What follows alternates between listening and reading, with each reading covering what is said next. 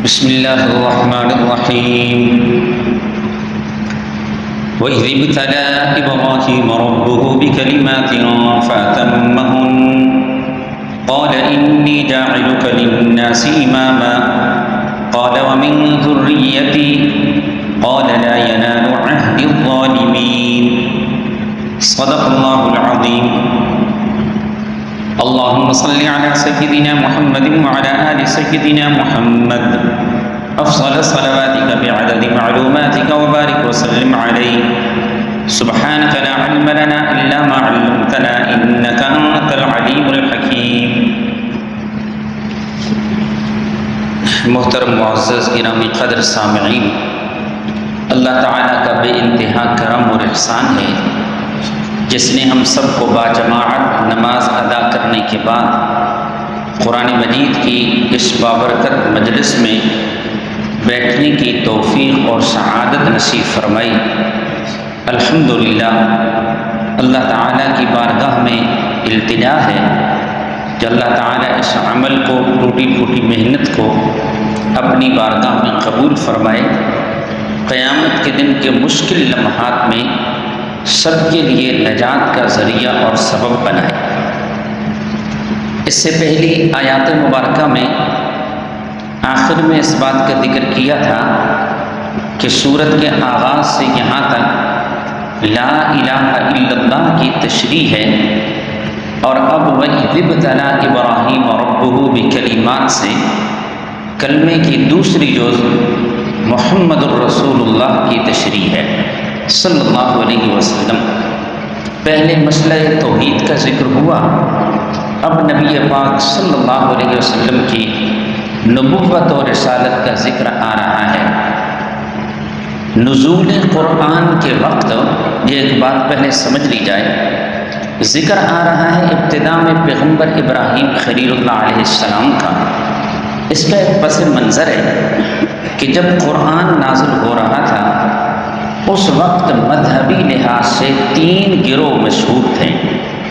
ایک مشرکین کا جو مکہ مکرمہ میں رہ رہے تھے، دوسرا یہود کا جو مدینہ اور اس کے قرب و جوار میں رہ رہے تھے، اور تیسرا گروہ تھا عیسائیوں کا، حضرت عیسیٰ علیہ السلام اور انجیل کو ماننے والے. یہ تینوں گروہ نسلی، مذہبی، روحانی اعتبار سے اپنے آپ کو ابراہیم علیہ السلام سے منسلک کرتے تھے. مشرکین مکہ کہتے تھے ہم ابراہیمی ہیں، ابراہیم علیہ السلام کے مذہب پہ چلنے والے. یہودی بھی کہتے تھے کہ ہم ابراہیمی ہیں، اسی طرح عیسائی بھی کہتے تھے کہ ہم ابراہیمی ہیں. غرض یہ مسلکی اعتبار سے بھی، نسلی اعتبار سے بھی اپنے آپ کو حضرت ابراہیم خلیل اللہ علیہ السلام کے ساتھ جوڑتے تھے. حضرت ابراہیم ان سب کی مسلم شخصیت تھی. تو اب یہاں سے اللہ تعالیٰ نے ان تینوں گروہوں کی مسلم شخصیات کی تصدیقات کی روشنی میں نبی پاک صلی اللہ علیہ وسلم کی نبوت کی صداقت پر 2 دلیلیں ذکر فرمائی ہیں. پہلی دلیل کا حاصل یہ ہے کہ اللہ کے پیغمبر حضرت ابراہیم خلیل اللہ کو تم سب اپنا مقتدا پیشوا مانتے ہو. تمہیں پتہ ہے کہ ابراہیم علیہ السلام کی شخصیت کون سی ہے؟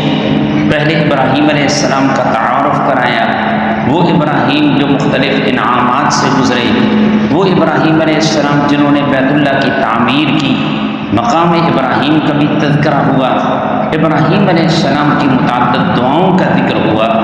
پھر جا کے بتایا کہ یہ ابراہیم علیہ السلام جو تمہاری مسلم شخصیت ہیں، جب انہوں نے بیت اللہ کو تعمیر کیا تھا اس وقت ابراہیم علیہ السلام نے اللہ تعالیٰ سے ایک پیغمبر کی دعا مانگی تھی.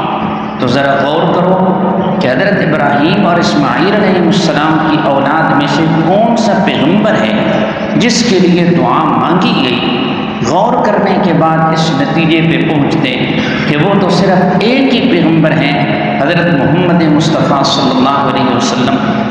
تو حاصل یہ نکلا کہ اگر ابراہیم علیہ السلام کو مانتے ہو تو ان کے مانگے ہوئے پیغمبر کو بھی مانو. اگر ابراہیم علیہ السلام کو مانتے ہو تو ان کے مانگے ہوئے پیغمبر کو بھی مانو. یہ پہلی دلیل ہے نبی صلی اللہ علیہ وسلم کی نبوت کی صداقت پر۔ دوسری دلیل پھر آگے آ رہی ہے کہ نبی علیہ السلام وہی مشن پروگرام پیش کر رہے ہیں، توحید کا وہی مسئلہ پیش کر رہے ہیں جو مسئلہ ابراہیم علیہ السلام نے پیش کیا، یعقوب علیہ السلام نے پیش کیا، دیگر انبیاء علیہ السلام نے پیش کیا۔ اگر تم دیگر انبیاء کو مانتے ہو تو یہ پیغمبر بھی ان کا مشن اور پروگرام ہی بیان کر رہے ہیں، پھر انہیں کیوں نہیں مانتے؟ انہیں بھی مانیے۔ ان کے سچا ہونے کی بہت بڑی دلیل یہ ہے کہ ان کا پروگرام اور مشن وہی ہے جو ابراہیم خلیل اللہ علیہ السلام اور دیگر انبیاء علیہ السلام کا تھا۔ تو یہ نبی علیہ السلام کی نبوت کی صداقت پر دو دلیلیں دی گئیں۔ پہلے بطور تعارف کے ابراہیم خلیل اللہ علیہ السلام کا ذکر کیا جا رہا ہے کہ کون سے ابراہیم ہیں۔ اللہ تعالیٰ فرماتے ہیں وَإِذِ ابْتَلَىٰ إِبْرَاهِيمَ رَبُّهُ بِكَلِمَاتٍ فَأَتَمَّهُنَّ، یہ پہلی بحث ہے، اس میں بانی کعبہ کی فضیلت کا بیان ہے۔ وَإِذِ ابْتَلَىٰ إِبْرَاهِيمَ، اور جب آزمایا ابراہیم علیہ السلام کو، ربہ ان کے رب نے، بکلمات کئی باتوں کے ساتھ، دنیا کے امتحانات میں اور اللہ تعالیٰ کی جانب سے جو امتحان ہوتا ہے اس میں بڑا فرق ہوتا ہے۔ ایک انسان دوسرے انسان کا امتحان اس لیے لیتا ہے تاکہ اگلے کی حالت کا اور اس کی صلاحیتوں کا اسے پتہ چل جائے۔ اللہ تعالیٰ تو عالم الغیب ہیں، وہ سب کو جانتے ہیں پہلے سے، اس مقصد کے لیے اسے امتحان لینے کی ضرورت ہی نہیں ہے۔ وہ تو ہر ایک کی صلاحیت کو جانتا ہے، اس کی استعداد کو جانتا ہے، اس کے اندر کی کیفیات کو جانتا ہے، زندگی کا ایک ایک لمحہ بالکل اس کے سامنے ہے۔ اللہ تعالیٰ جو امتحان لیتے ہیں وہ اس لیے تاکہ دوسروں کو ان کی عظمت کا پتہ چل جائے، دوسرے لوگوں کو بھی ان کے ایمان کامل کا مشاہدہ ہو جائے کہ یہ کتنا عظیم آدمی تھا۔ دوسروں پہ ان کی عظمت کو واضح کرنے کے لیے اللہ تعالیٰ کبھی کبھی بندوں کا امتحان لیتے ہیں۔ تو یہاں پر بھی معاملہ یہی ہے، وَإِذِ ابْتَلَىٰ إِبْرَاهِيمَ، اور جب آزمایا ابراہیم علیہ السلام کو ان کے رب نے، بکلمات کئی باتوں سے، کئی واقعات سے، اور قرآن مجید نے وہ خود واقعات بیان کیے ہیں۔ حضرت ابراہیم علیہ السلام کا والد مخالف، والد نے گھر سے نکال دیا، وقت کا بادشاہ مخالف، جلتی دہتی آگ میں حضرت کو ڈال دیا، پھر اللہ کی توحید کے خاطر حضرت نے اپنے وطن، اقربا، رشتہ داروں کی قربانی دی، وہاں سے ہجرت کی۔ اسی طرح اپنی بیوی اور بچے کو مکہ مکرمہ کی سرزمین میں چھوڑ کے چلے گئے۔ بیٹا بڑا ہوا تو اس کو ذبح کرنے کا اللہ کی جانب سے حکم ملا، اس کے لیے بھی حضرت فوراً تیار ہو گئے، بیٹے کو مینا لے گئے۔ تو یہ جو امتحانات ہیں قرآن نے دوسری جگہوں میں ان کی وضاحت فرمائی ہے، یہ امتحانات مراد ہیں۔ ان امتحانات کا نتیجہ کیا نکلا؟ ابراہیم علیہ السلام 100% کامیاب رہے۔ اللہ خود کامیابی کا اعلان فرما رہے ہیں، فرمایا اور جب امتحان لیا، جب آزمایا ابراہیم علیہ السلام کو ان کے رب نے کئی باتوں سے، فَأَتَمَّهُنَّ، پھر ابراہیم علیہ السلام نے پورا کر دیا انہیں، امتحانات کو مکمل کیا۔ قال انعام اول، قال اللہ تعالیٰ نے فرمایا امتحان میں کامیابی پر اعزاز کے طور پر آپ کو قیامت تک آنے والی نسلوں کے لیے اصول دین میں اللہ نے پیشوا اور امام بنا دیا ہے، یہ انعام ہے۔ فرمایا انی جاعلک للناس، بے شک میں کروں گا آپ کو سب لوگوں کے لیے امام سے یہاں پر مراد مسجد کا امام نہیں ہے، بلکہ امام سے مراد ہے صاحب شریعت نبی۔ امام سے مراد ہے صاحب شریعت نبی، جو خود کسی کا متبع نہ ہو اور بعد میں آنے والے سب اس کے متبع ہوں گے۔ اور یہی معاملہ ہے، جتنے انبیاء علیہ السلام آئے سب ابراہیمی مذہب کی پیروی کرنے والے، اور تمام لوگوں کو ابراہیم علیہ السلام کے مذہب کی پیروی کا حکم دیا گیا، یہ مراد ہے امام سے۔ فرمایا انی جاعلک، بے شک میں آپ کو کروں گا سب لوگوں کے لیے امام۔ اور دوسری جگہ میں سورۃ الحدید میں اللہ نے فرمایا وَجَعَلْنَا فِي ذُرِّيَّتِهِمَا النُّبُوَّةَ وَالْكِتَابَ۔ حضرت نوح علیہ السلام اور حضرت ابراہیم علیہ السلام، ان کی اولاد میں ہم نے نبوت رکھی، حکمت رکھی، کتاب رکھی۔ ہزارہ انبیاء علیہ السلام حضرت ابراہیم علیہ السلام کی اولاد میں سے آئے۔ یہ انعام تھا رب العالمین کی جانب سے کہ آپ کو صاحب شریعت نبی بناؤں گا، باقیوں کے لیے مقتدا بناؤں گا۔ قال ومن ذریتی، ایک مطلب اس کا یہ ہے، جب اللہ تعالیٰ نے فرمایا آپ کو سب لوگوں کے لیے امام بناؤں گا، لوگ آپ سے فائدہ حاصل کریں گے، تو حضرت نے فرمایا ومن ذریتی، اے من ينتفع من اولادی، میری اولاد میں سے کون مجھ سے نفع حاصل کرے گا، کون میرے دین پہ چلے گا۔ اللہ تعالیٰ نے فرمایا لا ینال عہد الظالمین، نہیں پہنچے گا میرا عہد ظالموں کو۔ مطلب یہ بنا جو ضدی لوگ ہوں گے وہ تو آپ کی تعلیم سے فائدہ حاصل نہیں کریں گے، لیکن جو ضدی نہیں ہوں گے وہ آپ کی تعلیم سے نفع حاصل کریں گے۔ اور دوسرا مطلب اس کا یہ ہے، جب اللہ نے فرمایا میں نے آپ کو سب لوگوں کے لیے امام بنایا، نبوت عطا فرمائی، سب کے لیے آپ کو مقتدا بنایا، تو خوشی و مسرت میں ابراہیم علیہ السلام نے اپنی اولاد کے متعلق بھی درخواست کی ومن ذریتی، اللہ میری اولاد میں سے بھی، میری اولاد میں سے بھی نبی آئیں گے۔ اللہ تعالیٰ نے فرمایا لا ینال عہد الظالمین، جو ظالم ہوں گے، جو گناہ گار ہوں گے، انہیں میں نبوت والی امامت عطا نہیں فرماؤں گا، اور جو غیر ظالم ہوں گے ان میں سے جسے چاہوں گا نبی بناؤں گا۔ لیکن جو ظالم ہوں گے، جو گناہ گار ہوں گے، ان میں سے کسی کو بھی میں نبی نہیں بناؤں گا۔ نبوت کے لیے عصمت ضروری ہے کہ نبی نبوت ملنے سے پہلے بھی، نبوت ملنے کے بعد بھی ہر قسم کے گناہ سے معصوم ہوتا ہے۔ اللہ اکبر۔ تو اس سے یہ بھی معلوم ہوا کہ مسرت اور نعمت میں اپنی اولاد کو شریک کرنا، اپنی اولاد کو یاد رکھنا، یہ صرف فطرت کا تقاضا نہیں ہے بلکہ یہ سنت انبیاء ہے۔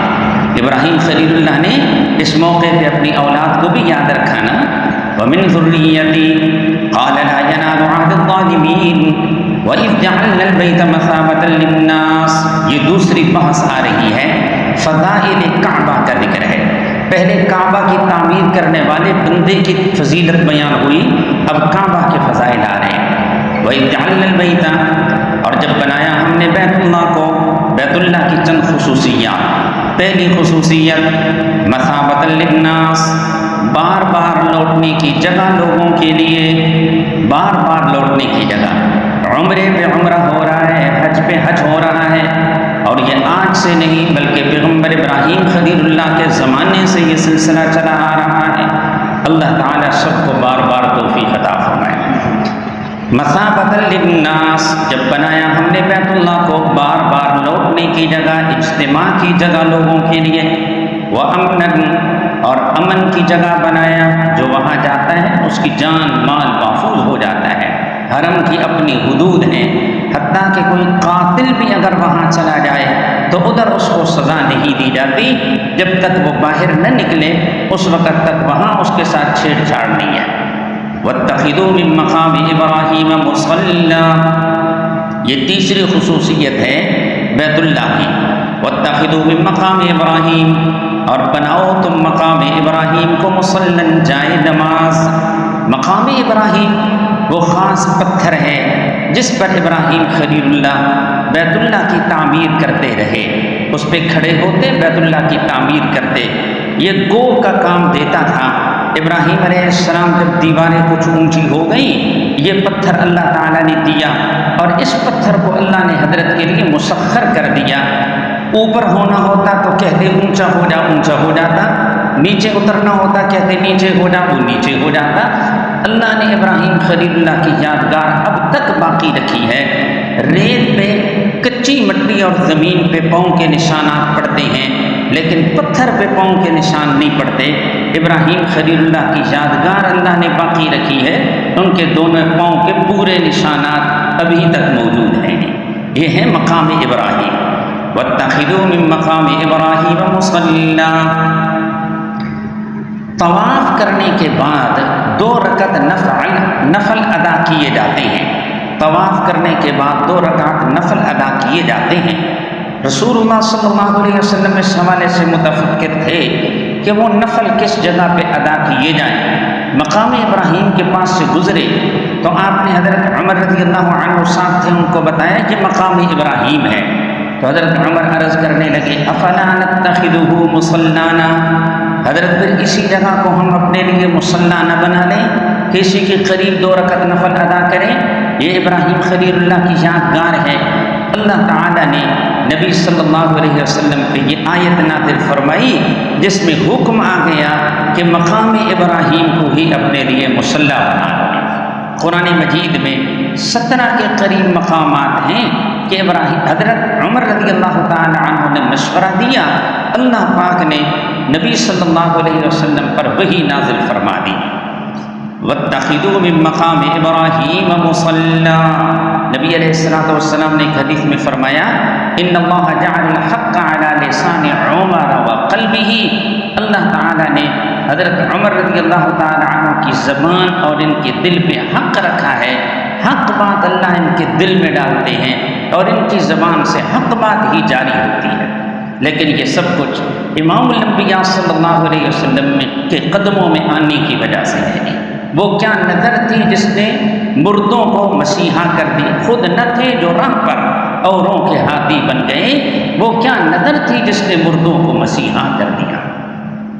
وَاتَّخِذُوا مِن مَّقَامِ إِبْرَاهِيمَ مُصَلًّى، اور بناؤ تم مقام ابراہیم کو مصلی جائے نماز. احناف کے نزدیک، امام مالک رحمہ اللہ کے نزدیک یہ 2 رکعت نفل پڑھنا واجب ہے. ادھر جگہ ہے تو ادھر پڑھ لیے جائیں، اور اگر نہیں تو پھر پورے حرم میں کسی جگہ پہ بھی پڑھے جا سکتے ہیں. وَعَهِدْنَا إِلَىٰ إِبْرَاهِيمَ، بیت اللہ کی تعمیر کے وقت حکم دیا ہم نے ابراہیم اور اسماعیل علیہ السلام کو ان طَاہِرَ بَیْتِیَ، یہ کہ تم دونوں پاک کرو میرے گھر کو، لِلطَّائِفِینَ، طواف کرنے والوں کے لیے بیرونی لوگ، والعاکفین، اور اعتکاف بیٹھنے والوں کے لیے جو وہاں رہنے والے ہیں، والرکع السجود، اور رکوع سجدہ کرنے والوں کے لیے. میرے گھر کو پاک کرو. کس چیز سے پاک کرو؟ یہاں اصالتاً نجاست معنوی سے پاک کرنا مراد ہے. یعنی پہلے کسی زمانے میں بت پرستی ہوتی رہی، بیت اللہ میں بھی لوگوں نے بت رکھے ہوئے تھے، تو اس شرک سے میرے گھر کو پاک کرنا ہے. اور ضمناً ظاہری صفائی بھی اس کے اندر آ گئی ہے. اور پھر یہ کہ ان طاہرہ، یہ تثنیہ کا صیغہ ہے. اس میں اللہ نے ابراہیم علیہ السلام کو بھی کہا اور حضرت اسماعیل علیہ السلام کو بھی کہا، دونوں کو کہا کہ بیت اللہ کو پاک کرو، میرے گھر کو پاک کرو. اشارہ ہے اس بات کی طرف کہ مسجدوں اور بیت اللہ کو پاک رکھنا یہ ہر ایک کی ذمہ داری ہے، خواہ کوئی مقتدا ہو یا مقتدی ہو. کوئی مقتدا ہو جیسے ابراہیم خلیل اللہ تھے، متبوع اور مقتدا تھے، یا کوئی مقتدی اور تابع ہو جیسے حضرت اسماعیل علیہ السلام تھی. ہر ایک کی ذمہ داری. ان طاہر بیتیہ، یہ کہ تم پاک کرو میرے گھر کو. بیت اللہ کی نسبت اللہ پاک کی طرف کی گئی، میرے گھر کو. اللہ پاک کسی مکان کے محتاج نہیں ہے، نہ کسی گھر میں رہتے ہیں. جس طرح ہم کسی گھر میں رہتے ہیں، اللہ پاک کیا اس طرح جسم ہی نہیں ہے؟ اللہ پاک مکان سے پاک ہے. یہ بیت اللہ کی عظمت بڑھانے کے لیے اللہ نے اس کی نسبت اپنی طرف کر دی ہے، بیت اللہ کے اعزاز کے لیے. آگے فرمایا وَإِذْ قَالَ إِبْرَاهِيمُ رَبِّ اجْعَلْ هَٰذَا بَلَدًا آمِنًا، 2 بحثیں ہو گئیں. ابراہیم خلیل اللہ جو کعبے کے بانی ہیں ان کی فضیلت، پھر بیت اللہ کی فضیلت. اب تیسرے نمبر پہ ابراہیم علیہ السلام کی دعاؤں کا ذکر آ رہا ہے. وَإِذْ قَالَ إِبْرَاهِيمُ، اور جب کہا ابراہیم علیہ السلام نے رَبِّ اجْعَلْ هَٰذَا بَلَدًا آمِنًا، اے میرے رب تو بنا اس جگہ کو بلدن، شہر، آمنن، امن والا. بنا تو اس موقع کو، اس جگہ کو شہر، آمنن، امن والا. اسی طرح کی دعا 13ویں پارے میں بھی ہے، لیکن وہاں پر لفظ ہے ھذا البلد، وہاں معرفہ ہے، یہاں نکرہ ہے. یہ فرق اس بات کی طرف اشارہ کر رہا ہے وہ دعا حضرت نے تب مانگی جب بیت اللہ جب مکہ آباد ہو چکا تھا، شہر بن چکا تھا، تو دعا مانگی اللہ اس شہر کو امن والا بنا۔ اور یہ دعا اس وقت مانگی کہ جب وہاں شہر بھی آباد نہیں ہوا تھا، تو دعا مانگی اللہ تو اس جگہ کو شہر بھی بنا اور امن والا بھی بنا۔ آمنا امن والا، وارزق اہلہ من الثمرات، اور رزق دے تو اس کے رہنے والوں کو من الثمرات، پھلوں سے، اس کے رہنے والوں کو پھلوں سے رزق عطا فرما۔ اللہ تعالیٰ نے حیرت انگیز طور پہ ابراہیم خلیل اللہ علیہ السلام کی ان دونوں دعاؤں کو قبول فرمایا، اور یہ بھی حضرت ابراہیم علیہ السلام کا ایک معجزہ ہے۔ ایک تو اس جگہ کو اللہ نے زمانہ جاہلیت میں بھی امن والا بنایا ہوا تھا، ادھر ادھر دوسری جگہوں میں قتل و غارت گری، فتنہ فساد، لیکن یہ جو حرم کی سرزمین تھی یہ ہر قسم کے فتنوں سے محفوظ تھی۔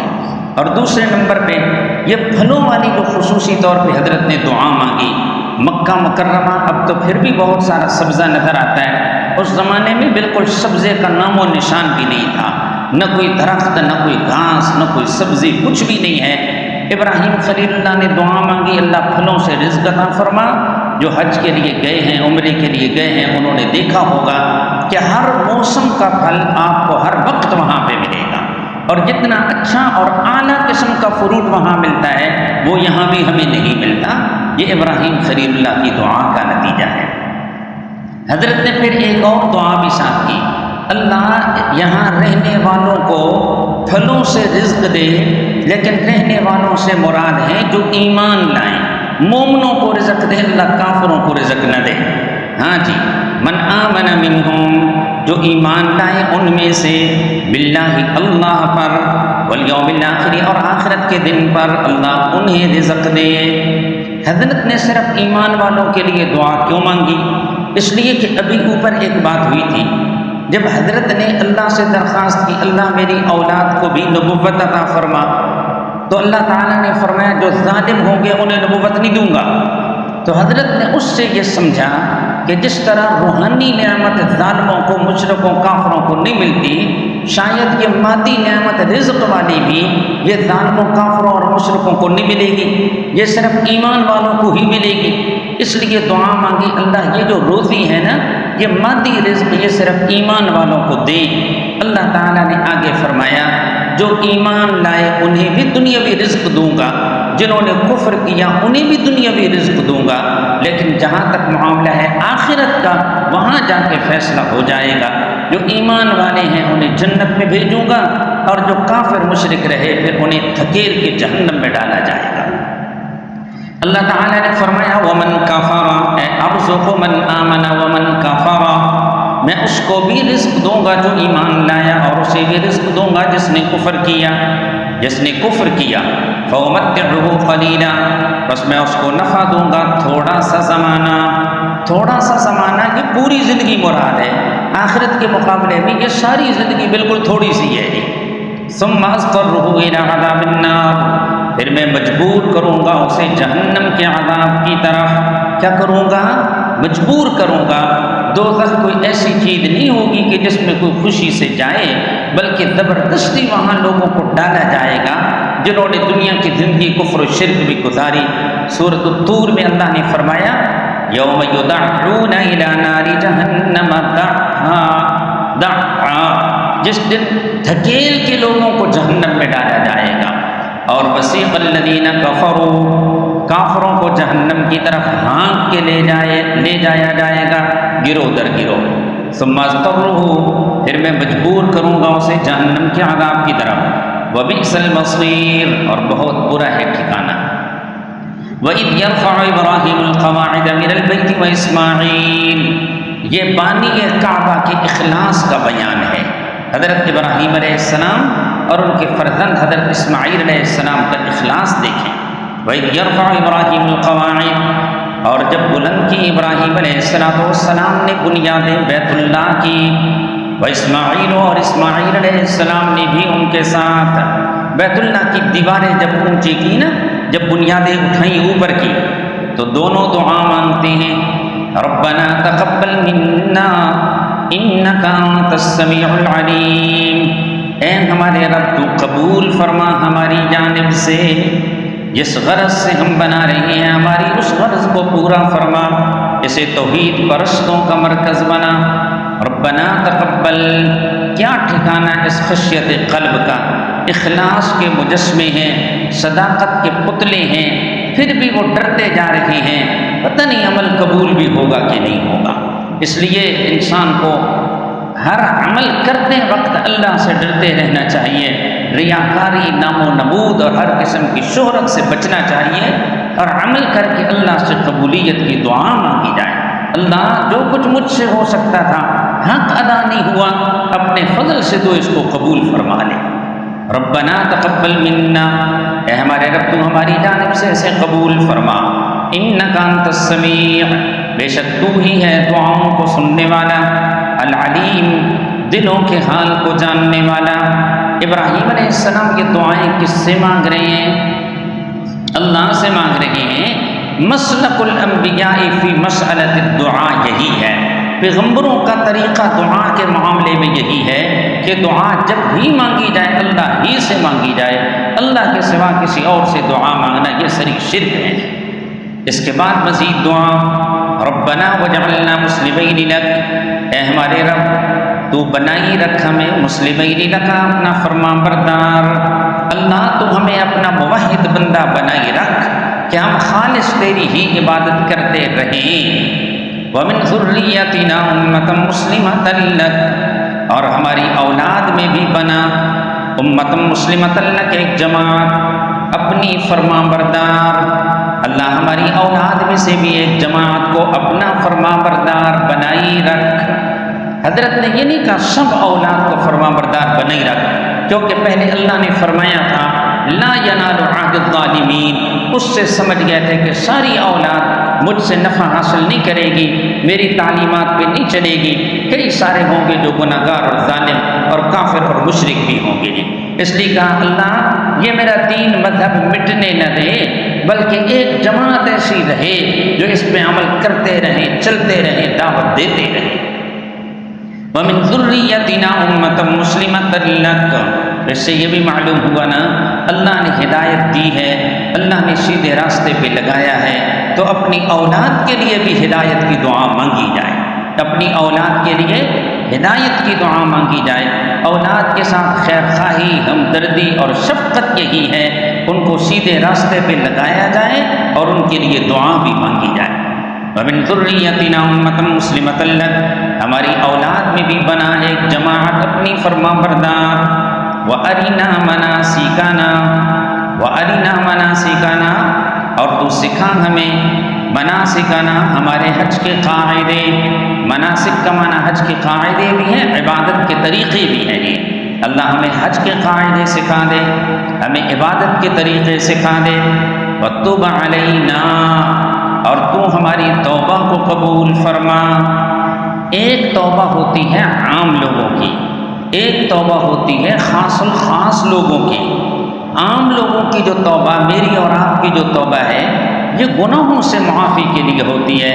اللہ کبھی نظر غلط اٹھ گئی ہوگی، کبھی کانوں نے غلط سن لیا ہوگا، کبھی ہاتھ دل دماغ کا استعمال غلط ہو گیا ہوگا، پتہ نہیں اللہ کون کون سی نافرمانیاں ہم سے ہو رہی ہوں گی، اپنے فضل سے تو ہمیں معاف کر دے۔ یہ ہماری توبہ ہوتی ہے گناہوں سے معافی کے لیے۔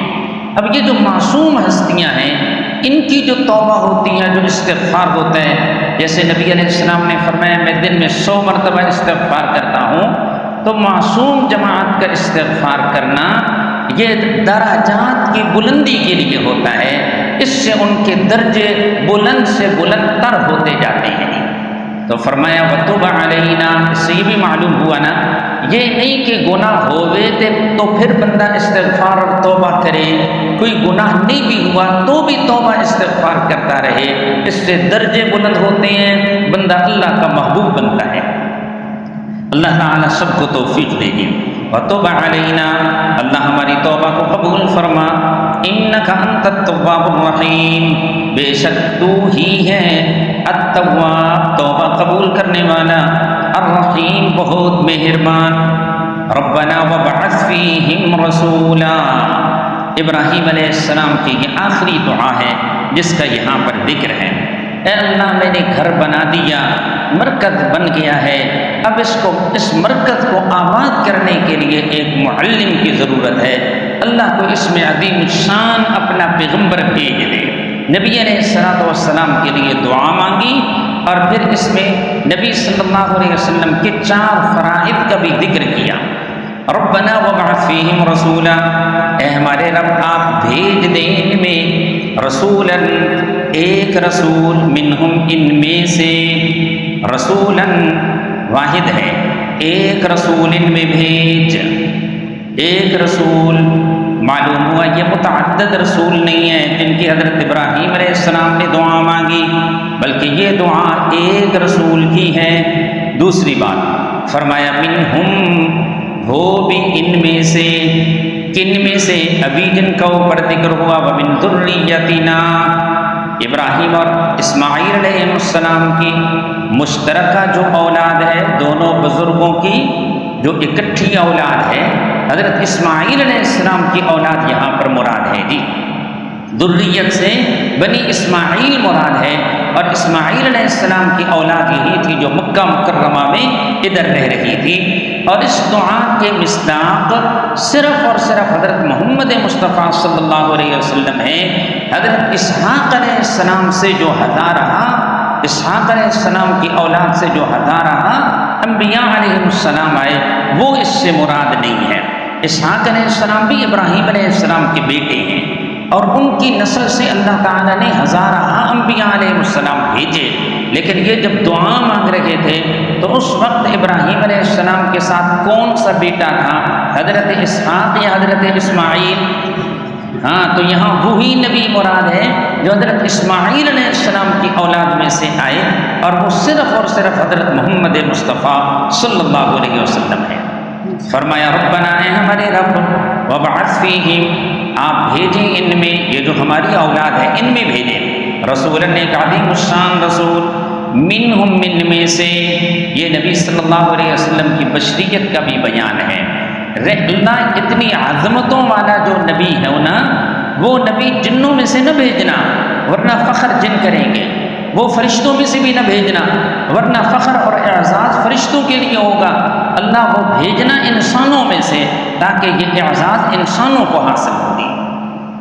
وَبَعَثْ فِيهِمْ رَسُولًا مِّنْهُمْ، اور آپ بھیجیں ان میں ایک عظیم الشان رسول ان میں سے۔ اب پیغمبر کے فرائض دیکھیں گے۔ رسول اعظم کا فریضہ اول، یتلو علیہم آیاتک، وہ پڑھیں ان پر آیاتک، آپ کی آیتیں، آپ کی آیتیں پڑھیں، یعنی اللہ جو آپ کی وحی ان تک آئے وہ اس کو آگے لوگوں تک پہنچائیں۔ یہ ہے قرآن کی تبلیغ، قرآن کے الفاظ کو لوگوں تک پہنچانا۔ کیا صرف الفاظ پہنچا دیں، کتاب پہنچا دیں، اسی سے ذمہ داری ختم ہو گئی؟ نہ، فرمایا وَيُعَلِّمُهُمُ الْكِتَابَ، یہ اس رسول کی دوسری حیثیت ہے کہ وہ معلم اعظم بھی ہو۔ وَيُعَلِّمُهُمُ الْكِتَابَ، اور وہ ان کو تعلیم دیں کتاب کی تبلیغ کے بعد اس کی تعلیم بھی دیں، اس کے معانی، اس کے مطلب، اس کا مفہوم واضح کر کے ان کو سمجھائے کہ یہ مطلب ہے اس کا۔ اب دیکھیں نا، قرآن مجید نے ایک حکم دیا، اقیم الصلاۃ، کیا معنی؟ نماز قائم کرو، نماز قائم کرو۔ اب نماز کس کو کہتے ہیں؟ نماز میں رکوع ہوتا ہے، سجدہ ہوتا ہے، قیام قعدہ ہوتا ہے، ہاتھ باندھ کے کھڑے ہوتے ہیں، یہ ساری عاجزی ہوتی ہے۔ اب یہ کام کر کے دکھانا یہ اللہ کی شان کے خلاف ہے۔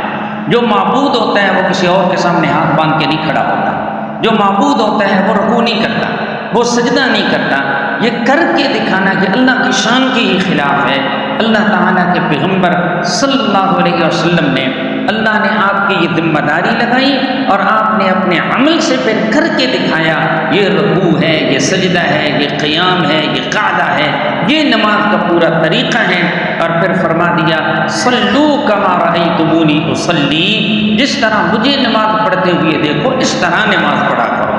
اللہ تعالیٰ حج کا حکم تو دے سکتے ہیں، لیکن حج کر کے دکھانا یہ اللہ کی شان کے خلاف ہے۔ اس کے لیے پیغمبر صلی اللہ علیہ وسلم کو بھیجا، انہوں نے عملی طور پہ پورا بتا دیا کہ حج کسے کہا جاتا ہے۔ اور حج کا طریقہ کیا ہے، اس کو کہا جاتا ہے تعلیم دینا۔ صرف قرآن پہنچایا نہیں بلکہ قرآن سمجھایا بھی ہے۔ تو بات سمجھ میں آئی ہے؟ ایک طبقہ ایسا بھی ہے جو یہ کہتے ہیں کہ رسول اللہ صلی اللہ علیہ وسلم کی حیثیت، نعوذ باللہ، آپ کی حیثیت صرف قاصد اور ڈاکیے کی ہے۔ کیا مطلب ہے؟ ڈاکیہ خط پہنچا دیتا ہے، پڑھ کے دینا یہ اس کی ذمہ داری نہیں ہوتی۔ تو نبی علیہ السلام کے ذمے بھی صرف قرآن پہنچا دینا تھا، باقی جو کچھ آپ سمجھاتے رہے وہ ماحول اور معاشرے کی وجہ سے سمجھایا، ورنہ وہ آپ کی ذمہ داری نہیں تھی۔ لیکن قرآن جو آپ کی ذمہ داریاں بتا رہا ہے تو اس میں آپ کی یہ ذمہ داری بھی تھی کہ کتاب صرف پہنچائیں نہیں بلکہ کتاب سمجھائیں بھی صحیح۔ بات سمجھ میں آئی ہے جی؟ دیکھیں جی، وَيُعَلِّمُهُمُ الْكِتَابَ، اور وہ سکھلائے ان کو کتاب، وَالْحِکْمَةَ، اور حکمت ان کو سکھلائے، احکام، مسائل، دین کے قاعدے اور آداب، یہ سب چیزیں سکھائیں گی۔ وَيُزَكِّيهِمْ، اور وہ نبی پاک کریں انہیں، وہ مصلح اعظم بھی ہوں گے۔ وَيُزَكِّيهِمْ، شرک سے، گندے عقائد سے، برے اخلاق سے پیغمبر ان کے لیے تزکیے کا باعث بنے، ان کے لیے پاکی کا ذریعہ بنے۔ وَيُزَكِّيهِمْ، سبحان اللہ، عجیب انداز سے رحمت دو عالم صلی اللہ علیہ وسلم کے تزکیہ کی بھی اور سمجھانے کی بھی احادیث میں بڑے واقعات ملتے ہیں۔ وہ جو ایک بندہ آیا نبی علیہ السلام کے سامنے اور کہنے لگا، حضرت آپ کی ساری تعلیمات ٹھیک ہیں، ماننے کو دل بڑا کرتا ہے، مان بھی لیتا ہوں، لیکن کیا کروں، زنا نہیں چھوڑ سکتا، اجازت ہے مجھے؟ جو ہی یہ بات کہی تو صحابہ رضی اللہ عنہ اس کی ڈانٹ ڈپٹ کرنے لگے۔ آپ نے فرمایا اس کو ادھر بلاؤ۔ آپ کے قریب آیا، آپ نے فرمایا کیا تو اپنی بہن کے لیے یہ پسند کرتا ہے؟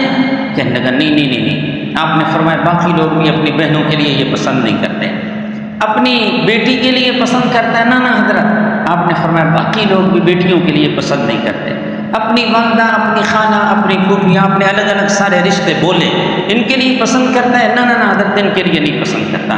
یہ باتیں سن کے نا آپ نے فرمایا باقی لوگ بھی نہیں پسند کرتے۔ نوجوان شرمندہ ہو گیا، تو سمجھانے کا ایک انداز تھا۔ نوجوان شرمندہ ہو گیا، کہنے لگا اللہ کے محبوب میرے لیے دعا کریں گے، نظریں جھکائی ہوئی، حضرت میرے لیے دعا کریں۔ آپ صلی اللہ علیہ وسلم نے دعا مانگی، اللہم طہر قلبہ، اللہم اغفر ذنبہ، اللہم احسن فرجہ، اے اللہ اس کے دل کو پاک کر دے، اے اللہ اس کے گناہ کو معاف کر دے، اے اللہ اس کی شرمگاہ کی حفاظت فرما۔ حضرات صحابہ رضی اللہ تعالیٰ عنہ فرماتے ہیں اس کے بعد ہم نے اس نوجوان کو کبھی سر اٹھا کے نہیں دیکھا، جب بھی دیکھا سر نیچے کیا ہوا ہے اور اپنے نگاہوں کی حفاظت کرتے ہوئے جا رہا ہے۔ اللہ نے دل کی کایا پلٹ دی۔ یہ سارے تزکیے کے انداز تھے، پاک کرنے کے یہ سارے انداز تھے۔ اور بھی کئی واقعات ملتے ہیں جی احادیث کی کتابوں میں۔ اللہ اکبر۔ وَيُزَكِّيهِمْ، اور وہ ان کو پاک کرے۔ اِنَّكَ أَنْتَ الْعَزِيزُ الْحَكِيمُ، بے شک آپ ہی ہیں العزیز و غالب۔ اللہ ان صفتوں والا نبی بھیجنا یہ آپ کے لیے کوئی مشکل نہیں ہے۔ الحکیم، آپ حکمت والے ہیں، جب آپ حکمت کے مطابق مناسب سمجھیں گے اس وقت آپ بھیج دیں گے۔ میں نے تو ابھی دعا مانگ لی، لیکن اے اللہ حکمت کے تحت آپ بہتر سمجھتے ہیں کہ کس وقت اس نبی کی بعثت کا زمانہ ہوگا اور کب بہتر ہوگا۔ اللہ اکبر۔ حضرت ابراہیم اور اسماعیل علیہ السلام کی ادب شناسیوں کا کیا کہنا، جہاں کہیں بھی دعا مانگی ساتھ اللہ پاک کی صفتیں ذکر فرمائی ہیں۔ ذرا آپ پھر دیکھ لیں، پہلی دعا مانگی ربنا تقبل منا، آگے کہتے ہیں انک انت السمیع العلیم۔ حضرات انبیاء سے بڑھ کر اللہ کا ادب شناس کوئی نہیں ہوتا۔ پہلے نمبر پہ کہتے ہیں اللہ ہماری دعا قبول فرما، اس لیے کہ دعاؤں کو سننے والا بھی تو ہی ہے، العلیم سب کچھ جاننے والا بھی تو ہی ہے، غائبانہ طور پہ دعاؤں کو تو ہی سنتا ہے، اور سننے میں اسباب کا محتاج نہیں ہے، آلات کا محتاج بھی نہیں، مانوں کا محتاج بھی نہیں کہ اونچی آواز سے بولے تو آواز ہم تک پہنچتی ہے، اگر کوئی آہستہ بولے تو آواز نہیں پہنچتی، کوئی دور ہے کسی آلے کے ذریعے فون وائرلیس وغیرہ کے ذریعے بات پہنچائے تو پہنچتی ہے، ورنہ بات نہیں پہنچتی۔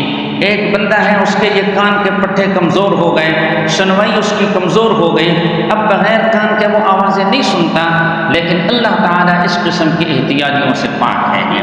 کوئی اونچا بولے آہستہ بولے، جہاں کہیں سے بھی کسی وقت بھی بولے، اللہ تعالیٰ پورا اس کی آواز کو سن رہے ہوتے ہیں۔ فرمایا انک انت السمیع، اے اللہ تو ہی ہے دعاؤں کو سننے والا، العلیم تو ہی ہے دلوں کی باتوں کو جاننے والا، ہر چیز کا علم رکھنے والا۔ پھر آگے دعا مانگی، اس کے ساتھ پھر رب کی صفت ذکر فرمائی، انک انت التواب الرحیم، اے میرے رب تو ہی ہے توبہ قبول کرنے والا، الرحیم نہایت مہربان۔ پھر دعا مانگی، آخر میں پھر رب کی صفت ذکر کرتے ہیں، انک انت العزیز الحکیم، اے اللہ تو ہی ہے غالب۔ عزیز کہتے ہیں الذی لا یعجزہ شیء، جس کو کوئی چیز بھی عاجز نہ کر سکے، جو چاہے سو کرے، وہ خود مختار ہو۔ الحکیم حکمت والا۔ حضرت کی دعاؤں کے بعد اب آگے حضرت کی ملت اور مذہب کا بیان آ رہا ہے۔ فرمایا وَمَن يَرْغَبُ عَن مِّلَّةِ إِبْرَاهِيمَ، اور کون ہے جو ابراہیم علیہ السلام کے مذہب سے اعراض کرے، إِلَّا مَن سَفِيهَ نَفْسَهُ، یعنی یہ نبی وہی مذہب پیش کر رہے ہیں جو ابراہیم علیہ السلام کا مذہب ہے۔ کون ہے جو اعراض کرے ابراہیمی مذہب سے؟ یہاں اللہ نے یہ نہیں فرمایا اللہ کا بتایا ہوا مذہب، یہ ملت کی نسبت اللہ نے اپنی طرف بھی نہیں کی، نبی صلی اللہ علیہ وسلم کی طرف بھی نہیں کی، بلکہ ابراہیم خلیل اللہ علیہ السلام کی طرف کی ہے۔ مطلب یہ ہے کہ ابراہیم جو تمہارے جد امجد ہیں، جو تمہارے بزرگ ہیں، یہ بات تمہارے بزرگوں کے دین اور مذہب کی ہو رہی ہے۔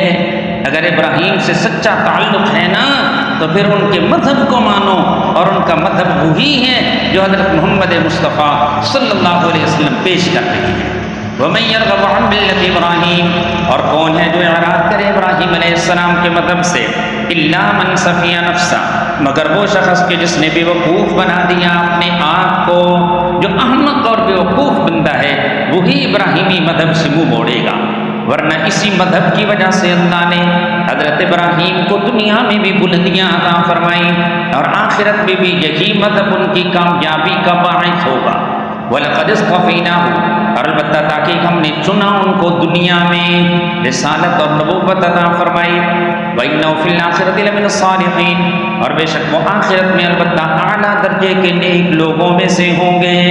نیک لوگوں میں سب سے اعلیٰ درجہ انبیاء کا ہوگا علیہ السلام، نیک لوگوں میں سب سے اعلیٰ درجہ انبیاء علیہ السلام کا ہوگا، یہاں پر وہی مراد ہے۔ آگے فرمایا اذ قال له ربه اسلم، کبھی اوپر کیا فرمایا؟ اللہ ہم نے چنا حضرت ابراہیم کو دنیا میں، نبوت عطا فرمائی۔ کس وقت یہ چننے والا کام ہوا؟ یہ انتخاب کب ہو رہا تھا؟ اذ قال له ربه اسلم، جب کہا ان کو ان کے رب نے اسلم، آپ فرما بردار بن جائیں، حکم بردار بن جائیں۔ ابراہیم علیہ السلام کو اللہ نے فرمایا، قال حضرت ابراہیم علیہ السلام کہنے لگے اسلمت لرب العالمین، میں حکم بردار ہوں تمام عالم کے پروردگار کا، میں حکم بردار ہوں تمام عالم کے پروردگار کا۔ یہ ساتھ حضرت نے دلیل بھی پیش کر دی، میں اسلام کیوں نہ لاؤں؟ وہ ایک ہی ذات ہے جو مالک ہیں، جو حاکم مطلق ہیں، جو سارے جہان کو پالنے والا ہے، پھر میں اس کے قانون سے باقی کیسے رہ سکتا ہوں؟ میں کیوں نہ اپنے آپ کو اس کے سامنے چھپاؤں؟ اسلمت لرب العالمین ووصى بها ابراہیم بنیہ ویعقوب۔ اللہ تعالیٰ فرما رہے ہیں یہ جو ملت ابراہیمی ہے نا جس کا ابھی ذکر ہوا، یہ عقیدہ توحیدی ابراہیم علیہ السلام زندگی بھر اسی عقیدے کی دعوت دیتے رہے، یہاں تک کہ آخری وقت اپنے بیٹوں کو وصیت بھی اسی کی ہے۔ اور ان کے پوتے حضرت یعقوب علیہ السلام، ان کے متعلق بھی بتایا جا رہا ہے کہ انہوں نے بھی آخری وقت اپنی اولاد کو اسی عقیدہ توحید اور ملت ابراہیمی کی وصیت کی تھی۔ وَوَصَّى بِهَا إِبْرَاهِيمُ بَنِيهِ وَيَعْقُوبَ، اور وصیت کی اس ملت توحیدیہ کی، ملت ابراہیمی کی وصیت کی۔ ابراہیم علیہ السلام نے اپنے بیٹوں کو مال و متاع کی وصیت نہیں کی، دنیا کی چیزوں کی وصیت نہیں کی، وصیت کی اپنی اولاد کو ملت ابراہیمی کی، دین اسلام کی۔ وَيَعْقُوبُ، اور یعقوب علیہ السلام نے بھی وصیت کی، اس وصیت کا مضمون یہ تھا، یا بنی ان اللہ اصطفیٰ لکم الدین، اے میرے بیٹو، بے شک اللہ تعالیٰ نے چنا ہے تمہارے لیے دین اسلام کو، فلا تموتن الا وانتم مسلمون، بس ہرگز تم نہ مرو مگر اس حال میں کہ تم مسلمان ہو۔ کیا مطلب؟ یہ مطلب نہیں ہے کہ جب موت آئے تو پھر کلمہ پڑھ لو، بلکہ اس کا مطلب یہ ہے ہمہ وقت مسلم بنے رہو، کوئی پتہ نہیں کہ کس وقت موت آ جائے، ہر وقت اسلام پہ قائم رہو، کوئی پتہ نہیں کہ کس وقت لقمہ اجل بن جاؤ، اس لیے اسلام کو کسی وقت بھی کسی صورت میں نہیں چھوڑنا۔ فلا تموتن الا وانتم مسلمون ام کنتم شہداء اذ حضر یعقوب الموت، یہودیوں کے ایک شبہ کا جواب ہے۔ یہودیوں کو جب اسلام کی دعوت دی گئی، عقیدہ توحیدی کی دعوت دی گئی، تو کہنے لگے جناب حضرت یعقوب علیہ السلام نے وصیت کی تھی کہ میرے دین اور مذہب کو نہیں چھوڑنا، میرے دین اور میرے مذہب پہ تم نے پکا رہنا ہے، اس لیے ہم یہودیت کو نہیں چھوڑ رہے۔ اللہ تعالیٰ نے اس کے جواب میں یہ آیت نازل فرمائی جس میں اللہ پاک نے فرمایا، کیا تم اس وقت موجود تھے جب یعقوب علیہ السلام پہ آخری وقت آیا؟ تم موجود نہیں تھے، مجھ اللہ کو معلوم ہے کہ انہوں نے آخری وقت میں کیا وصیت کی تھی۔ پھر اللہ تعالیٰ نے حضرت یعقوب علیہ السلام کی وصیت نقل فرمائی کہ آخری وقت انہوں نے اپنے فرزندوں سے کیا کیا باتیں کی ہیں۔ اللہ تعالیٰ فرماتے ہیں ام کنتم شہداء، کیا تم حاضر تھے، اذ حضر یعقوب الموت، جب آئی یعقوب علیہ السلام پر موت۔ کس پر موت آئی؟ کس پر موت آئی جی؟ یعقوب علیہ السلام پر موت آئی۔ موت سے پاک صرف اللہ کی ذات ہے، کسی ولی، کسی بزرگ کے لیے یا کسی پیغمبر کے لیے موت کا لفظ بولنا یہ کوئی بے ادبی اور گستاخی نہیں ہے جی۔ کچھ لوگ یہ سمجھتے ہیں، ولیوں کے لیے بھی سمجھتے ہیں، بلکہ ایک مقولہ کھڑا ہوا ہے، الا ان اولیاء اللہ لا يموتون بل ينتقلون من دار الى دار اخرى، اللہ کے ولی مرا نہیں کرتے بلکہ ایک جگہ سے دوسری جگہ میں چلے جاتے ہیں، پہلے اوپر کا مکان تھا اب نیچے کے مکان میں چلے گئے، اس لیے کہتے ہیں اللہ کا فلانا ولی، فلانا بزرگ، فلانا عالم جو ہے نا وہ ہمارے پیر صاحب ہیں، وہ پردے میں چلے گئے ہیں۔ سمجھتے ہیں کہ موت کا لفظ بولنا یہ بے ادبی اور گستاخی ہے۔ اچھا، اگر بے ادبی اور گستاخی کا لفظ ہوتا تو کیا اللہ پاک اپنے کسی پیغمبر کے لیے یہ لفظ بولتے؟ جی، اس سے معلوم ہوا یہ مخلوق کے لیے یہ لفظ کوئی بے ادبی گستاخی کا نہیں ہے۔ مخلوق جو بھی ہے اس پر فنا ہے، اس پر ایک نہ ایک دن موت نے آنا ہے۔ موت سے پاک ذات صرف اور صرف اللہ کی ہے۔ کل شیء ہالک الا وجہہ، کل من علیہا فان ویبقی وجہ ربک ذو الجلال والاکرام۔ دیکھیے جی، حضرت امام الانبیاء صلی اللہ علیہ وسلم کی وفات حسرت آیات ہوئی تو سیدنا ابو بکر صدیق رضی اللہ تعالی عنہ نے ایک خطبہ دیا، بخاری شریف میں دیگر حدیث کی کتابوں میں وہ خطبہ موجود ہے۔ اس میں صدیق اکبر نے لفظ بولے تھے جو کہ کچھ لوگ، حضرت عمر رضی اللہ عنہ بھی، دیگر کچھ ساتھی بھی یہ سمجھ رہے تھے کہ شاید نبی پاک صلی اللہ علیہ وسلم ابھی فوت نہیں ہوئی ہے۔ حضرت ابو بکر صدیق رضی اللہ تعالی عنہ نے خطبہ دیا، قرآن کی آیتیں پڑھی، وما محمد الا رسول قد خلت من قبلہ الرسل افئن مات او قتل انقلبتم علی اعقابکم انک میت وانہم میتون۔ ساتھ یہ بھی کہا من کان منکم یعبد محمدا فان محمدا قد مات، جو تم میں سے حضرت محمد صلی اللہ علیہ وسلم کی عبادت کرتا تھا وہ کان کھول کے سن لے کہ محمد صلی اللہ علیہ وسلم فوت ہو چکے ہیں، اور جو اللہ کی عبادت کرتا تھا تو اللہ تعالی حج لا یموت ہے، وہ ہمیشہ سے ہے، ہمیشہ رہے گا، اس پر کبھی بھی موت نہیں آئے گی۔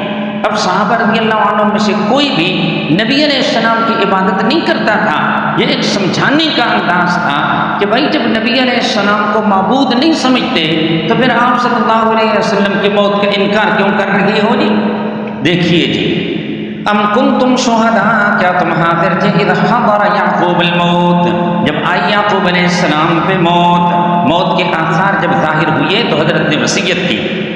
اذ قال لبنیہ، جب حضرت نے فرمایا اپنی اولاد کو، ما تعبدون من بعدی، تم کس ہستی کی عبادت کرو گے میری موت کے بعد، تم کس ہستی کی عبادت کرو گے میری موت کے بعد.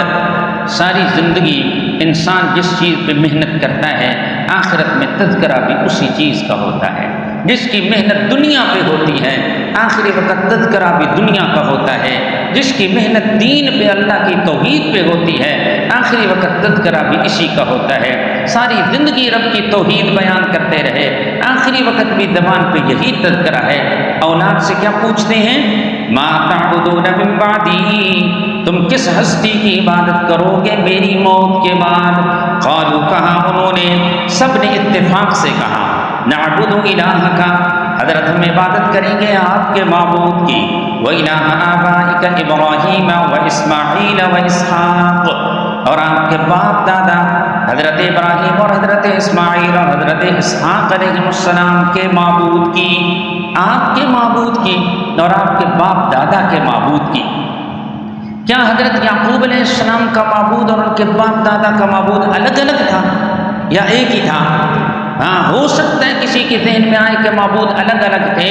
ان بیٹوں نے فوراً کہہ دیا آگے، الہم واحدہ، ایک ہی معبود کی عبادت کریں گے، اللہ کے سوا حضرت عبادت ہم کسی کی بھی نہیں کریں گے.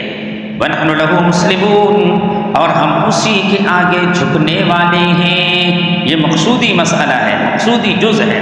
وَنَحْنُ لَهُ مُسْلِمُونَ، اور ہم اسی کے آگے جھکنے والے ہیں. تِلْكَ أُمَّةٌ قَدْ خَلَتْ لَهَا مَا كَسَبَتْ وَلَكُمْ مَا كَسَبْتُمْ وَلَا تُسْأَلُونَ عَمَّا كَانُوا يَعْمَلُونَ.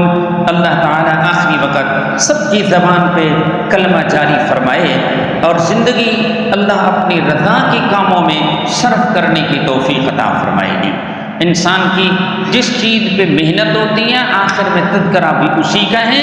پھر جس حال میں موت آتی ہے اسی حالت میں قیامت کے دن اس کو اٹھایا بھی جائے گا. جی، اگر گناہوں میں موت آئی تو اسی حالت میں اٹھے گا، اور اگر نیکی اور اچھا بول بولتے ہوئے موت آئی تو قیامت کے دن اسی طرح اچھے بول اس کی زبان پہ آئیں گے. اللہ سب کا خاتمہ ایمان پہ فرمائے، آخری وقت کلمہ طیبہ پڑھنے کی سعادت نصیب فرمائے. ایک اور بات بھی معلوم ہوئی کہ اولاد کے ساتھ سب سے بڑی شفقت یہ ہے کہ ان کے دین کا خیال رکھا جائے. بات سمجھ میں آئی ہے جی؟ ہاں، مال و متاع یہ تو 4 دن کی چیزیں ہیں. اولاد کے ساتھ سب سے بڑی شفقت یہ ہے ان کے دین کی فکر کی جائے، ان کے دین کا خیال رکھا جائے. یہ نہیں ہے کہ بس آزادی ہے، بیٹا بالغ ہوگا جدھر مرضی جو عقیدہ چاہے اپنائے، بیٹی جو عقیدہ چاہے اپنائے. اس قسم کی آزادی اسلام میں نہیں ہے. حضرت کو آخر دم تک اپنی اولاد کی فکر رہی یا نہیں رہی؟ یعقوب علیہ السلام کو فکر رہی نہیں رہی؟ اولاد کے ساتھ شفقت اور ہمدردی بھی یہی ہے. دنیا کی فکر یہ شفقت ہمدردی نہیں، دین کی فکر، قبر کی فکر، آخرت کی فکر کرنا، یہ اولاد کے ساتھ حقیقی شفقت اور حقیقی ہمدردی ہے. اللہ تعالیٰ مجھے آپ سب کو اس پر بھی عمل کی توفیق نصیب فرمائے گے. آگے جی، تِلْكَ أُمَّةٌ قَدْ خَلَتْ لَهَا مَا كَسَبَتْ. تھک تو نہیں گئے نا جی؟ اچھا، جو تھک گئے وہ نہ بولیں، جو نہیں تھکے صرف وہ بولیں. تھک تو نہیں گئے؟ اچھا، تِلْكَ أُمَّةٌ قَدْ خَلَتْ لَهَا مَا كَسَبَتْ وَلَكُمْ مَا كَسَبْتُمْ. یہ ایک شبہ کا جواب ہے. یہودی کہنے لگے ہمارے بڑے انبیاء تھے، ہم نبیوں کی اولاد ہیں، ہمارے بڑے انبیاء ہیں، اس لیے ہمیں کیا پرواہ، ہمیں تو نیکیاں کرنے کی ضرورت ہی نہیں ہے. جس طرح آج کل کچھ لوگ کہتے ہیں ہم تو پیروں کی اولاد ہیں، ہاں سب پیرن پتر، ہمیں ضرورت ہی کوئی نہیں ہے نیکیاں کرنے کی. اسی طرح کا نظریہ یہودیوں نے بھی اپنایا ہوا تھا. اللہ پاک نے اس کے جواب میں یہاں بات ذکر فرمائی. فرمایا تِلْكَ أُمَّةٌ، وہ ایک جماعت تھی، قد خلت، جو گزر چکی ہیں، لہا ما کسبت، ان کے لیے ہے جو انہوں نے کمایا، وَلَكُمْ مَا كَسَبْتُمْ، اور تمہارے لیے ہے جو تم نے کمایا. تمہارے باپ دادا نے جو نیکیاں کی وہ ان کے لیے، وہ نیکیاں ہمیں کام نہیں آئیں گی، اور ہم جو نیکیاں کریں گے وہ ہمارے لیے. وَلَا تُسْأَلُونَ عَمَّا كَانُوا يَعْمَلُونَ، اور تم سے نہیں پوچھا جائے گا اس کے بارے میں جو وہ عمل کرتے تھے. ان کے اعمال کا تذکرہ بھی نہیں ہوگا تمہارے سامنے. میاں جو کچھ خود کیا ہوگا اسی کے مطابق پھر آگے نتیجہ نکلنا ہے. وَقَالُوا كُونُوا هُودًا أَوْ نَصَارَىٰ، چاہیے تو یہ تھا کہ جب اتنی لمبی تقریر ذکر کی گئی ابراہیمی عقیدہ مذہب اب بتایا گیا، یہودیوں کو بھی چاہیے تھا وہ ابراہیمی مذہب کو مان لیتے، نبی علیہ السلام کی دعوت کو قبول کر لیتے، عیسائیوں کو بھی چاہیے تھا کہ حضرت کو اور حضرت کی دعوت کو مان لیتے، لیکن بجائے ماننے کے پھر بھی پروپیگنڈا کرتے، لوگوں کو کہتے اگر ہدایت چاہیے تو یہودی بن جاؤ، اگر ہدایت چاہیے تو عیسائی بن جاؤ۔ اللہ نے فرمایا میرے محبوب جواب میں کہہ دیں ہم نہ یہودی بنتے ہیں نہ عیسائی بنتے ہیں، ہم ابراہیمی مذہب کی پیروی کریں گے، اور ابراہیم علیہ السلام شرک کرنے والوں میں سے نہیں تھے۔ یہودی بھی شرک میں مبتلا ہو گئے اس لیے کہ عزیر علیہ السلام کو اللہ کا بیٹا بنا بیٹھے، نعوذ باللہ۔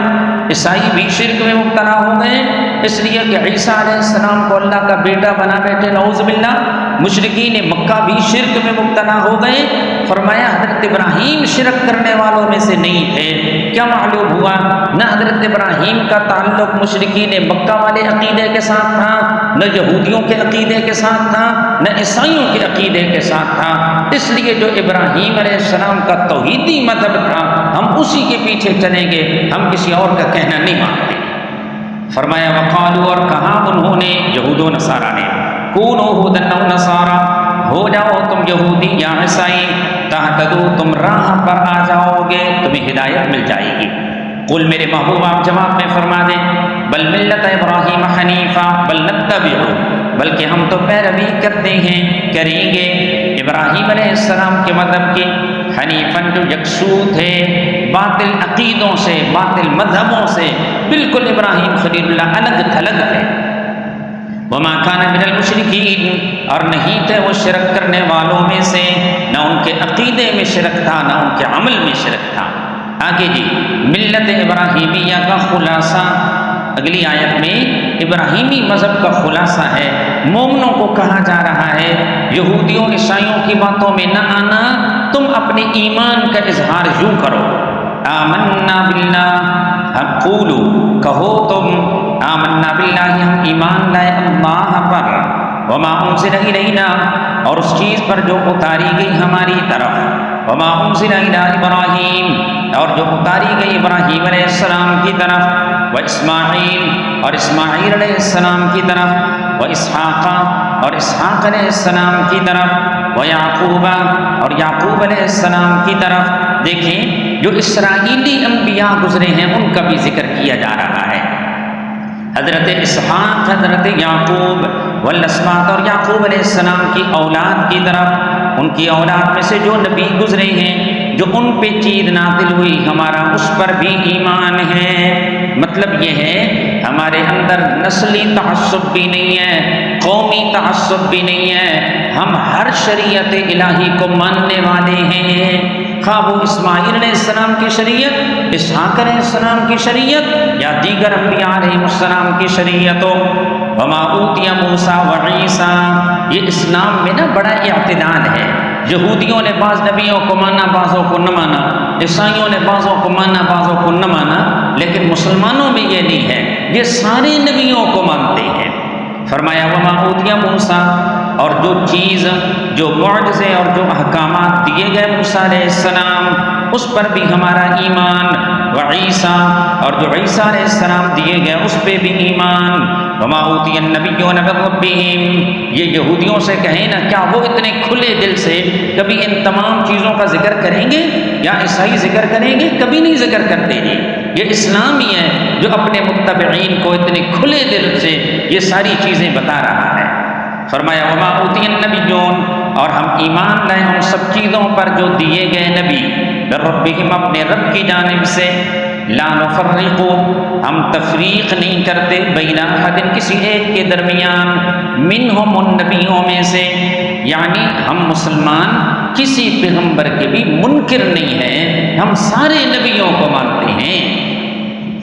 آگے فرمایا یہ مقصودی جملہ آیا، سبحان اللہ، قربان جاؤں رب کے قرآن پہ، اور ان شیوخ کی قبروں کو اللہ منور فرمائے جنہوں نے قرآن مجید زندگی بھر سمجھایا، اور جن شیوخ سے میں نے قرآن پڑھا، جن اساتذہ نے انہیں قرآن پڑھایا، جو دنیا سے چلے گیا، اللہ ان سب کی قبروں کو منور فرمائے، جو زندہ ہیں اللہ تعدیر صحت سلامتی عافیت والی زندگی انہیں نصیب فرمائے گی۔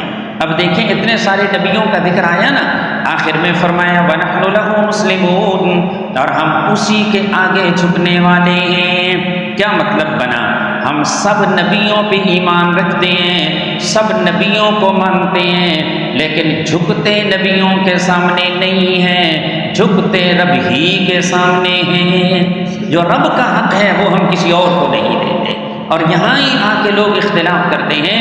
کچھ لوگ سمجھتے ہیں شاید ماننے کا مطلب یہ ہے انبیاء سے مانگنے لگیں، اولیاء سے مانگنے لگیں، انہیں حاجت روا مشکل کشا سمجھ کے ان کے نذرانے دینے لگیں۔ یہ ماننے کا مطلب نہیں ہے۔ ماننے کا مطلب ہے ان کی تعلیمات کو ماننا اور اس کے مطابق زندگی گزارنا۔ وَنَحْنُ لَهُ مُسْلِمُونَ، اور ہم اسی کے آگے جھکنے والے ہیں۔ فَإِنْ آمَنُوا بِمِثْلِ مَا آمَنْتُمْ بِهِ فَقَدِ اهْتَدَوْا، کامیابی کا اصول بتایا گیا۔ اوپر بات ابھی گزری ہے، یہودیوں نے کہا یہودی بن جاؤ ہدایت مل جائے گی، عیسائیوں نے کہا عیسائی بن جاؤ ہدایت مل جائے گی۔ اللہ تعالیٰ نے اس کے مقابلے میں فرمایا نبی صلی اللہ علیہ وسلم کے شاگردوں کو، اے میرے نبی کے شاگردو، جس طرح تم ایمان لائے باقی لوگ بھی اگر اس طرح ایمان لائیں تو ہدایت یافتہ بنیں گے۔ ہدایت یہودیت میں بھی نہیں، عیسائیت میں بھی نہیں، جس طرح تم ایمان لائے میرے نبی صلی اللہ علیہ وسلم کے کہنے پہ، قرآن کے بتانے پہ، اس طرح لوگ ایمان لائیں تو ہدایت یافتہ بنیں گے، ورنہ ساری زندگی گمراہی کے وادیوں میں بھٹکتے رہیں گے، کبھی منزل مقصود کو نہیں پہنچ سکیں گے۔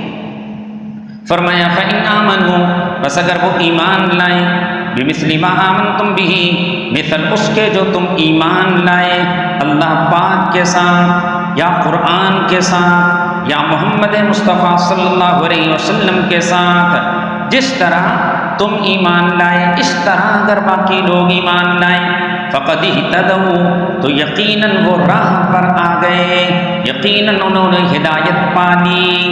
اس سے کیا معلوم ہوا؟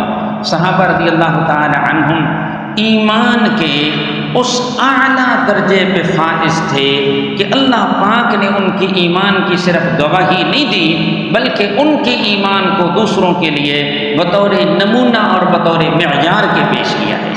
صحابہ کا ایمان دوسروں کے لیے بطور نمونہ کے پیش کیا جا رہا ہے۔ اس جماعت کی طرح ایمان ہے تو قابل قبول، اگر اس جماعت کی طرح ایمان نہیں ہے تو پھر مردود ہے، قابل قبول نہیں ہے۔ فرمایا یہ بہت بڑی فضیلت ہے اس جماعت کی، جی میرے ایمان کی گواہی قرآن نے نہیں دی ہے، آپ کی ایمان کی گواہی قرآن نے نہیں دی ہے، تابعین تبع تابعین ائمہ مجتہدین بڑے بڑے ائمہ گزرے حدیث میں، اسی طرح اولیاء اللہ بڑے بڑے گزرے، اسی طرح بڑے بڑے شیوخ اور فقہا گزرے، کسی کی ایمان کی گواہی قرآن نے نہیں دی ہے، لیکن یہ وہ عظیم جماعت ہے جن کی ایمان کی گواہی قرآن نے دی، اور صرف ایمان کی گواہی نہیں دی بلکہ ان کے ایمان کو دوسروں کے لیے بطور نمونہ کے پیش کیا جا رہا ہے۔ بہت بڑی بات ہے۔ فرمایا فَإِن تَوَلَّوْا، پس اگر وہ پھر جائیں، فَإِنَّمَا هُمْ فِي شِقَاقٍ، پس بے شک وہ ضد میں ہیں، اختلاف میں ہیں، ضد میں۔ فَسَيَكْفِيكَهُمُ اللَّهُ، اس میں نبی علیہ السلام کے لیے تسلی ہے۔ میرے محبوب ان کی مخالفت کی وجہ سے آپ پریشان نہ ہوں، جو نہیں مان رہے ان کی مخالفت کی وجہ سے آپ پریشان نہ ہوں، یہ آپ کو کچھ بھی نہیں بگاڑ سکتے۔ فَسَيَكْفِيكَهُمُ اللَّهُ، ان قریب آپ کو کافی ہوں گے ان کی جانب سے اللہ، ان کی جانب سے اللہ آپ کو کافی ہوں گے، اللہ پاک آپ کی حفاظت کریں گے۔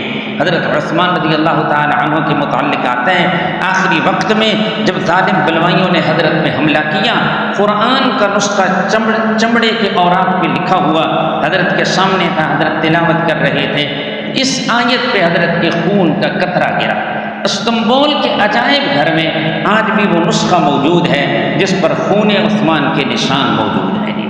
فَسَيَكْفِيكَهُمُ اللَّهُ وَهُوَ السَّمِيعُ الْعَلِيمُ، اور وہی ہے سننے والا ہر چیز کو، العلیم جاننے والا ہر چیز کو، وَهُوَ السَّمِيعُ وہی ہے ہر چیز کو سننے والا، ظاہری اسباب کے بغیر سننے والا، ہر بات کو جاننے والا۔ صبغۃ اللہ، مسلمانوں تم یہ کہو ہم نے قبول کیا اللہ کا رنگ، اللہ کے رنگ کو قبول کیا۔ وَمَنْ أَحْسَنُ مِنَ اللَّهِ صِبْغًا، اور کون زیادہ اچھا ہے اللہ سے عذر یہ رنگ کے، مراد اللہ کی دین کا رنگ ہے، یہ جو رنگ کہا گیا نا، اس کا بھی ایک پس منظر ہے۔ اور عیسائیوں کے ہاں بچے پیدا ہوتے 7ویں دن بچے کو زرد قسم کے رنگ میں نہلایا کرتے تھے اور پھر کہتے تھے الآن صار نصرانین، اب یہ پکا عیسائی بن گیا۔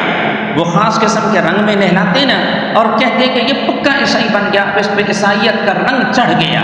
تو اس کے مقابلے میں کہا گیا مسلمانوں تم کہو ہم عیسائیت کے رنگ کو، یہودیت کے رنگ کو نہیں جانتے، ہم نے اللہ کے دین کو قبول کیا ہے اور اللہ کے دین کے رنگ سے بہتر کوئی اور رنگ نہیں ہے جی، سب سے بہترین اسی دین کا رنگ ہے۔ صبغۃ اللہ، ہم نے قبول کیا اللہ کے رنگ کو، یعنی اللہ کے دین کے رنگ کو۔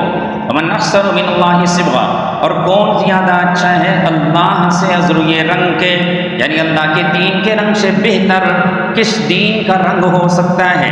وَنَحْنُ لَهُ عَابِدُونَ، یہ پھر مقصودی جملہ، ہم اسی کی عبادت کرنے والے ہیں۔ قُلْ أَتُحَاجُّونَنَا فِي اللَّهِ، یہودی اللہ کی توحید کے بارے میں، عیسائی بھی اللہ کی توحید کے بارے میں اکثر جھگڑتے رہتے تھے۔ یہودی کہتے ہیں عزیر علیہ السلام کو معبود مانو، عیسائی کہتے ہیں عیسیٰ علیہ السلام کو معبود مانو، اور دونوں گروہ جنت کے ٹھیکیدار بنے ہوئے تھے۔ پیچھے بھی گزرا ہے کہ وہ کہتے تھے جنت میں صرف یہودی جائیں گے یا عیسائی جائیں گے، مطلب ہمارا تعلق ہے اللہ سے، مسلمانوں تمہارا تو اللہ سے کوئی تعلق ہی نہیں ہے۔ اللہ تعالیٰ نے فرمایا قل میرے محبوب آپ فرما دیں اتحاجوننا فی اللہ، کیا تم ہم سے جھگڑتے ہو اللہ کی توحید کے بارے میں؟ وہو ربنا وربکم، حالانکہ وہ رب ہے ہمارا، وربکم اور رب ہے تمہارا، ہمیں پالنے والا بھی وہی، تمہیں پالنے والا بھی وہی۔ اس میں کوئی تمہاری تخصیص نہیں ہے کہ صرف تمہیں وہ پالتا ہے تو ہمیں کوئی اور پالتا ہے، ہمارا رب بھی وہی ہے۔ وَلَنَا أَعْمَالُنَا وَلَكُمْ أَعْمَالُكُمْ، اور ہمارے لیے ہمارے اعمال ہیں، تمہارے لیے تمہارے اعمال ہیں۔ یہ تو رب کو پتہ ہے کہ کس کا عمل قبول ہو رہا ہے۔ وَنَحْنُ لَهُ مُخْلِصُونَ، اور ہم اسی کے لیے، یہ بھی مقصودی جملہ آ گیا، وَنَحْنُ لَهُ مُخْلِصُونَ، اور ہم اسی کے لیے خالص کرنے والے ہیں دین کو شرک سے۔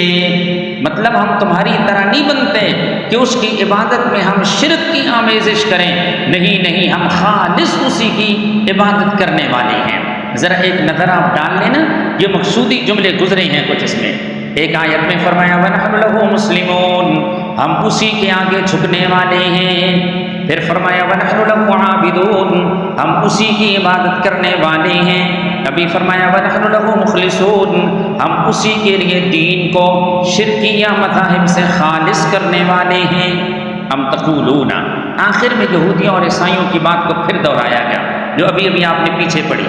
فرمایا ام یقولون، کیا وہ کہتے ہیں، ان ابراہیم، کہ بے شک حضرت ابراہیم علیہ السلام، و اسماعیل اور اسماعیل علیہ السلام، و اسحاق اور اسحاق علیہ السلام، و یعقوب اور یعقوب علیہ السلام، حضرت ابراہیم والد ہیں، اسحاق اور اسماعیل اور اسحاق یہ دونوں ان کے فرزند ہیں، اور یعقوب علیہ السلام یہ ابراہیم علیہ السلام کے پوتے ہیں، اسحاق علیہ السلام کے بیٹے ہیں، والاسباط اور یعقوب علیہ السلام کی اولاد۔ کیا ان سب کے بارے میں تم کہتے ہو کانوا ھودا او نصارا، کہ وہ یہودی تھے یا عیسائی تھے؟